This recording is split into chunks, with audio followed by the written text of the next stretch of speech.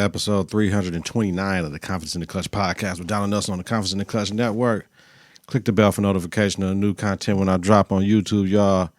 Yo, do you see, this is the old school shirt. Now, mind you, I might have gotten this shirt in, I don't even know. Bananas, yo. The source, this is Nietzsche, NYC, phonetically E-N-Y-C-E, NYC. With all the greats on here, man, like, yo, it's a double extra large. Look at this shirt. This shit past my elbow, yo. Man, I found this joint because I kept like a bin, just the old clothes, guest suits and shit like that, like the guest suits, the jean jacket and the pants from the early 90s and shit. Like, I kept some player shirts like this, some Woo Wear, Fat Farm velour suits and shit like that, man. But boy, double extra large, I was smaller than I am now back when this shirt dropped. So I don't know what but that was hip hop, the super baggy, all that super baggy Michigan Fat Five, Allen Iverson shit, man. So it's all good. It's all good, man. Yo, beat pick. Let's do it. BG. NBA news, y'all. BG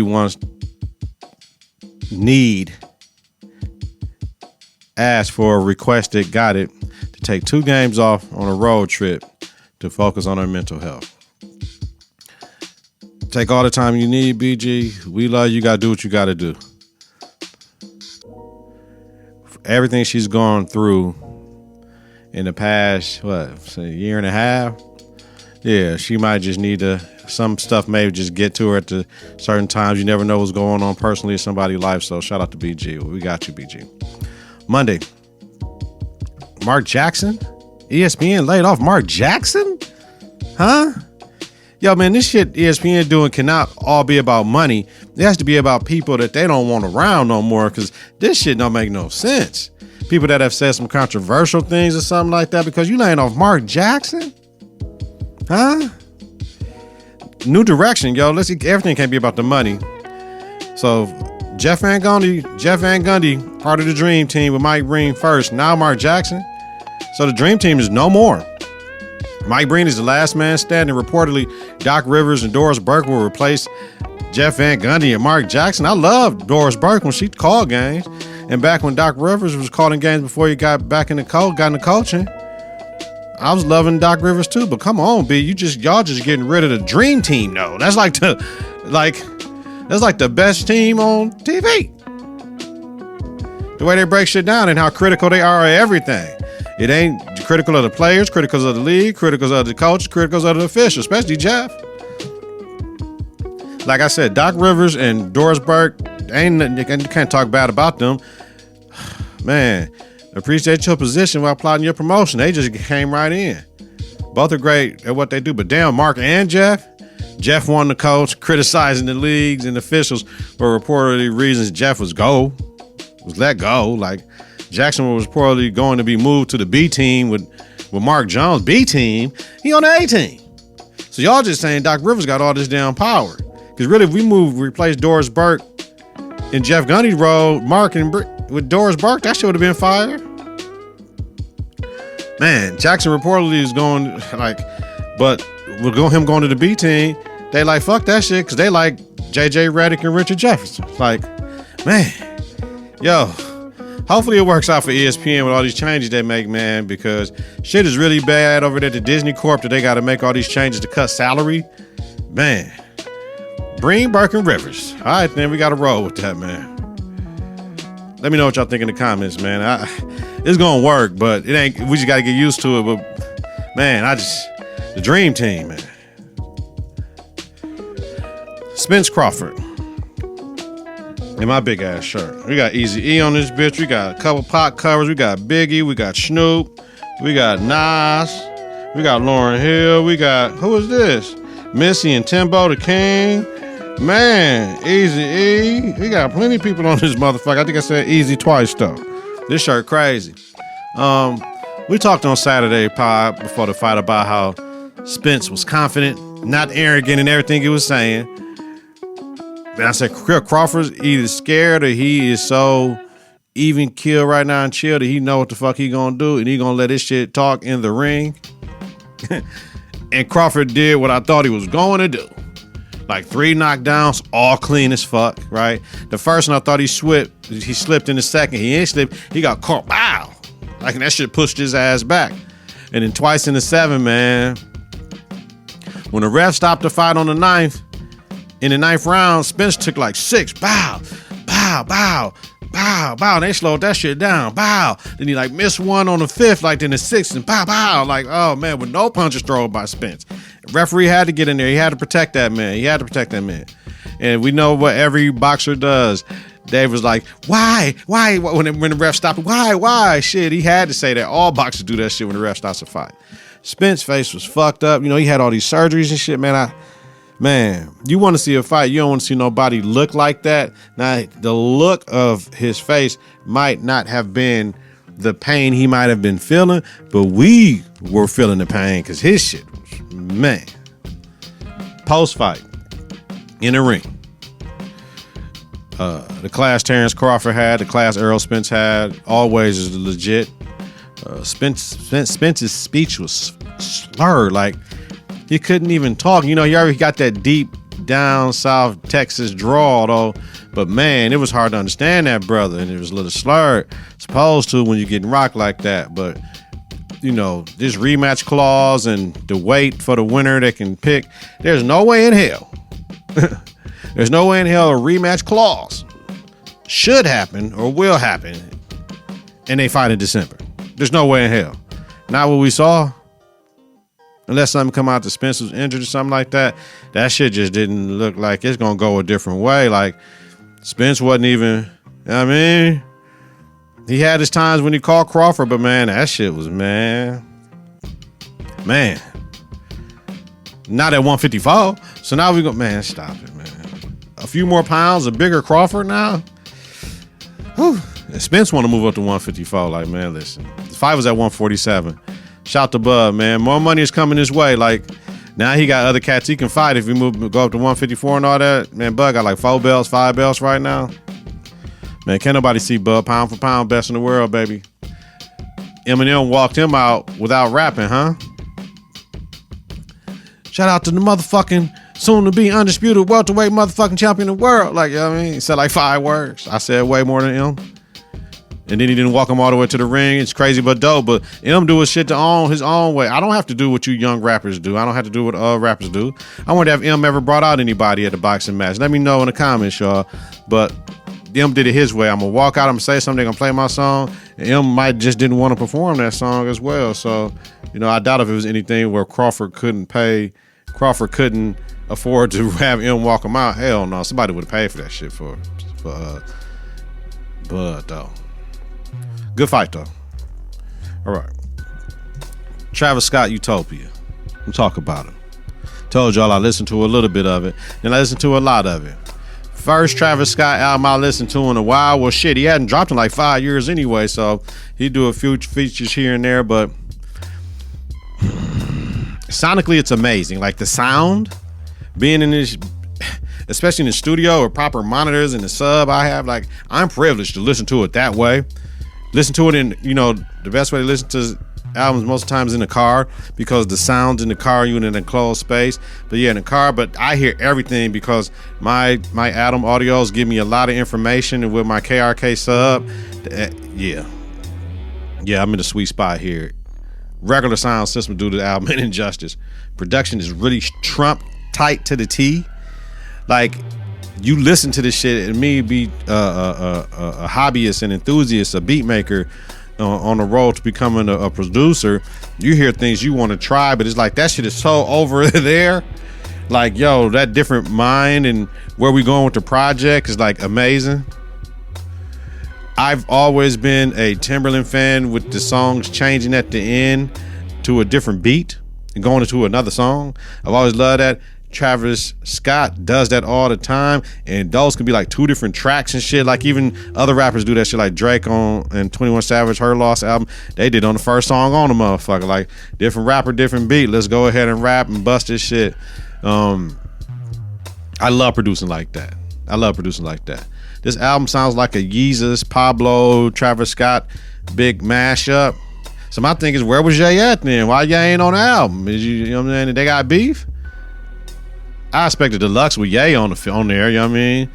The features are perfectly placed. They just hop in and you don't know where they at unless you go and search for on the internet who's on what song. And they just come in and it just be like, it's lit. Yeah. You know what I'm saying? It should be happening and be like, yo, Travis Scott do his thing. But he doesn't rap enough for substance. There are moments when he raps, and when he raps, he raps. I don't want to say he's one of those rappers that say a lot but don't say shit at all. But there's other times when the shit is just a vibe. Like I don't think he's a melodic rapper. He wouldn't be a melodic rapper to me. He raps, but his shit is different. It's like performative. It's different. But it's those moments right there where he's not rapping, where he's performing, or where he could have solidified this as a classic album. I think if he had bars, you know, they don't want to date albums now. We're talking about current events, but even just some type of messaging, right? Not a thematic album, but just some type of messaging, talking about pertinent things. You know what I'm saying, or something like that. I don't know if he's that type of artist though. So I'm cool with it. The music, the rapping, and everybody else just getting their shit off and busting. Like if that's what it's just gonna be, we just gonna bust these hot flows. I'm all for busting hot flows, man. You know what I'm saying? Bust these hot flows, then. This is running for Rap Album of the Year, I would say, because of everything, the anticipation and what it was with Killer Mike's Michael. Like the production on both of these albums are top notch. Killer Mike said he spent $600,000 on production for his album, or just whatever. We know Travis Scott is well in the millions. That sound is just fucking amazing. Neck and neck. If I pick production wise, this is kind of crazy. I might say Travis, but bars wise, gonna say Mike all day, because Killer Mike is a way better rapper than Travis Scott. We know, everybody knows that. But the bars definitely gonna make these albums in the rotation. I mean, gotta have the music. Let me know what y'all think in the comments, man. I ain't giving it no rating yet. I gotta listen to it a little bit more because I need some bars. I need some bars, man. Yeah. Miss Cardi B. Oh man, here we go. Wait, put that shit in my pussy, bitch. Like, damn, Cardi B. You gotta love Cardi B. She been doing this shit. They was throwing water out at Vegas. It was hot as hell. They splashed some water. She must have felt a little bit of it, like bent over. Oh, put that shit in my pussy, bitch. Throw some water towards her pussy. Man. Just, you can take that comment anywhere you want to. Shit. So she bent over and the fan threw water on her, right? So the same concert, Saturday afternoon in Vegas, another fan did the same thing and Cardi threw the mic at the fan. Security moved the fan from the venue. I'm like, huh? But you can only guess that she only wanted water in her pussy once. If I say you could throw the water the one time, it's okay. I don't want everybody throwing water at me and then it's looking at the video reportedly like it was some ice in that water, son. That shit hit her in the forehead, so then you can see why she threw the mic. So motherfucker throw some ice, throw the water up in the bitch, and then boom, ice give me your forehead. You throw that motherfucking mic too, and she threw that bitch hard. And it's like reportedly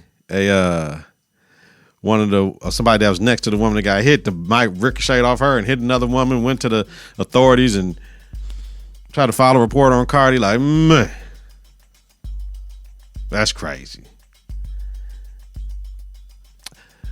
45 seconds after the first time put that water in. What she say? Put that shit in my pussy, bitch. Okay. Friday night, she also threw her mic at her DJ, or the DJ, for seemingly cutting off her music at a concert in Vegas on the club and the stage somewhere also. So 2 days in a row, mic. Within 24 hours, probably, mic thrown. Damn. So we can talk about that at the end. But my thing, that fuck the mic throwing. Why do these artists use full TV tracks at concerts or performances? You're not playing any instruments or dancing. You up there moving slow, really just rapping. Like, get your wind together. Only an ad-lib track is allowed. And I don't want to hear about what the DJ can't find. The DJ can find that shit on YouTube. The instrumental your shit. DJ can find that shit, fam. Otherwise, even if the DJ, she just ain't hop on stage and just was in the crowd. Maybe she was. Maybe she was just in the crowd and just said, fuck it, let me get up there and do a couple songs type shit. Then the TV track, because you wasn't planning on her being there. But if you had any inclination that Cardi might jump up there, any inclination that Cardi gonna be there that weekend, there was so many rappers there, I'm grabbing the instrumental. I'm like, yo, you want put my shit on? You want the instrumental? You want the? Let me know, right? Otherwise, you're lip syncing rappers, which is whack as fuck, right? If you have no hype, man, the DJ is supposed to help you with your preconceived parts of the show you rehearse where you're going to take that breath off that you can have that instrumental track. I just remember seeing DMX. DMX ain't had no vocal track. He was spitting that whole shit without no hype, man. He had asthma and used to have to take breaks on stage. So that's my bar. That's my bar. But it must not have been her normal DJ, especially for her to throw the mic at a motherfucker. Like, man, Cardi got to chill. Cardi got to chill. That shit, man. Throw mics to the motherfucker, man. Must not have been a normal DJ. Do your thing, Cardi B. Now, I want to say R.I.P. R.I.P. to Paul Rubens. We would know him as Pee Wee Herman, right? Iconic role, classic role for children. Pee Wee's Playhouse, Saturday mornings. All I remember, Saturday mornings, cereal, TV tray, milk, started with him, right? Then he had a movie, Pee Wee's Big Adventure. It was a good movie, a classic movie for that era of when we grew up, 80s, early 90s. Rap song, rappers had a brand new dance called the Pee Wee Herman. Boom, boom, boom, boom, boom, boom, boom, boom. You know what I'm saying? Like, man, real dope, man. Paul Rubens dead at 70 after a battle with cancer. He released a statement in his demise that he had his team put out, just talking about he didn't want everybody to know. He'd been battling and he tried to do what he can. Thank you for the love and support. Thank you for everything you've done for his career, man. Thoughts and prayers to Rubens and his family.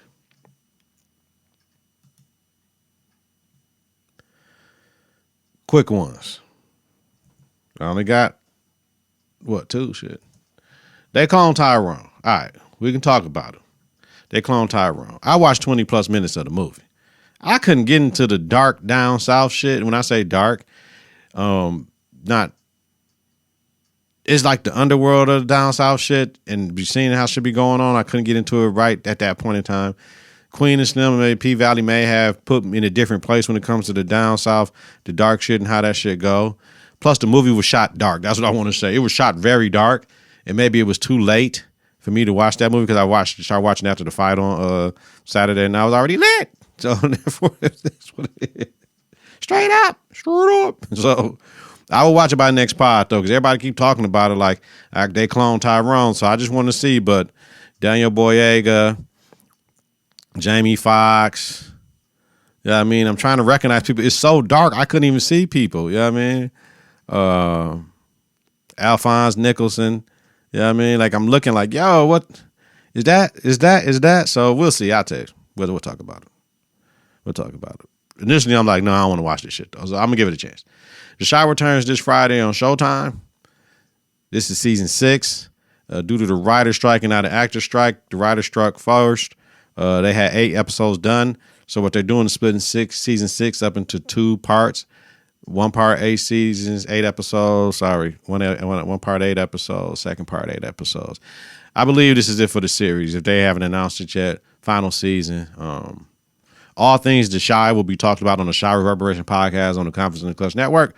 So expect to see that pod up on Saturday. I will watch it Friday, but the Drake concert here in the Mill got moved from Thursday to Friday, so I might not be able to watch it on Friday, but it'll definitely be out Saturday. So I'll have it out Saturday, man. You already know, man. Let me know in the comments. Keep the conversation going. Like always. You already know. Get your confidence together. Get your clutch together. Support your own American-born African with mass appeal. Listen to and follow the network on various platforms. Confidenceintheclutch.podbean.com or wherever you listen to your podcast. Subscribe on YouTube. Click the bell for notifications of new content when I drop. Search Confidence in the Klutch. Follow, share, rate, and review. It's important. Follow us on Twitter and Instagram at KITK. Visit us on Facebook at Confidence in the Klutch. I'm out of here with this big-ass double extra large old school NYC shirt. Y'all might call it a Nietzsche. Weekly, bi-weekly. I keep saying weekly. Bi-weekly, Donald Nelson, D-Nell, Dizzle, Deezy, Deezos, Don P, Don D, Donrilla. Host Confidence in the Klutch podcast with Donald Nelson, the Confidence in the Klutch podcast about sports, entertainment, music, culture, religion, politics, and society. Have a safe, healthy night. You listen to the daytime credit grade down purpose, y'all. We up out this joint. Stay cool, y'all. Peace. 3, 2, 1. Confidence on 3 and the Klutch on 6. 1, 2, 3. Confidence. 4, 5, 6. In the Klutch. Confidence in the Klutch.